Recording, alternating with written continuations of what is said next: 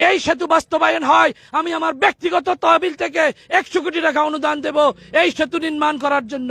যদি সরকারের পক্ষ থেকে কেউ এখানে এসে আমার সাথে কথা বলতে চায়, তাহলে আমি চাই সরকারের ঊর্ধ্বতন কর্মকর্তা আসুক, বসুক, আমরা তাদের সাথে কথা বলতে। আপনারা এই পথের এই দুর্গতির সম্বন্ধে সবাই জানেন এবং বুঝেন। আপনাদের সেই দুর্গতি বিগত 55 বছর ধরে দেশ স্বাধীন হয়েছে, আমাদের দুর্গতির কোনো পরিবর্তন হয় নাই। আমরা কোনো এক সময় বালাম নৌকাতে আসা যাওয়া করেছি, কোনো এক সময় আমরা সাম্পানে আসা যাওয়া করেছি, তারপরে আমরা কালের পরিবর্তনে জাহাজ পেয়েছি, তারপরে আমরা স্পিড বোট পেয়েছি, এখন আমরা ফেরি পেয়েছি। কালের পরিবর্তনে অনেক যানবাহনের পরিবর্তন হয়েছে, কিন্তু আমাদের সমস্যার কোনো সমাধান আজ পর্যন্ত হয় নাই। এখন সময় এসেছে, মানুষ চাঁদের দেশে যায়, মানুষ মঙ্গল গ্রহ সম্বন্ধে চিন্তা করে, মানুষ অসাধ্যকে সাধন করে। পৃথিবী অনেক ডেভেলপড হয়েছে। বর্তমানে বাংলাদেশের যারা পর্যটক আছে, পর্যটকের যে ফ্লু এখন কক্সবাজারের দিকে, কক্সবাজারের বিচ হচ্ছে একদিকে, আমাদের সন্দ্বীপের চতুর্পাশে বিচ রয়েছে।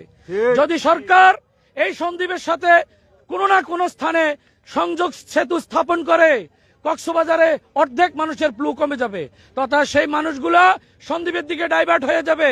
আমরা এখানে টুরিস্ট পাবো, আমরা পর্যটক পাবো, আমরা দেশি বিদেশি বিনিয়োগকারী পাবো। এইখানে বিল কারখানা হবে, এইখানে ইকোনমিক জোন হবে, এইখানে সি ভিউ, ওশেন ভিউ, বহুতল ভবন নির্মাণ হবে। আমাদেরকে এই সকল বিষয় নিয়ে কাজ করতে হবে। যদি যোগাযোগ উন্নত করা যায়, তাহলে শুধু সন্দ্বীপের মানুষের নয়, বাংলাদেশের মানুষের নয়, তথা বহির্বিশ্বের যারা এই সন্দ্বীপের সাথে ব্যবসা বাণিজ্য করে, সবাই একসাথে উপকৃত হবেন। আমরা সবাইকে উদাত্ত আহ্বান জানাবো, দেশের ভিতরে, দেশের বাহিরে পেশাজীবী, বুদ্ধিজীবী এবং প্রবাসী যারা আছেন, এবং বিভিন্ন স্থানে যারা বিভিন্ন অর্গানাইজেশনের সরকারের বিভিন্ন স্থানে উচ্চ পর্যায়ে আছেন, সবার কাছে উদাত্ত আহ্বান জানাবো, সবাই সবার নিজ দিন অবস্থান থেকে আমাদের এই দাবি বাস্তবায়নের জন্য আপনারা সবাই আওয়াজ তুলুন এবং আমাদের সাথে একাত্মতা প্রকাশ করুন। আমি জানি যেভাবে আমরা কেলার ভেরুগা থেকে আজকের স্পিড বোট পর্যন্ত এসেছি, ফেরি পর্যন্ত এসেছি, আমরা প্লেনে চড়েছি, হেলিকপ্টারে চড়েছি, একদিন আমরা এই সেতু নির্মাণ হবে ইনশাআল্লাহ। তবে এটা সময়ের দাবি, সময়ের ব্যাপার।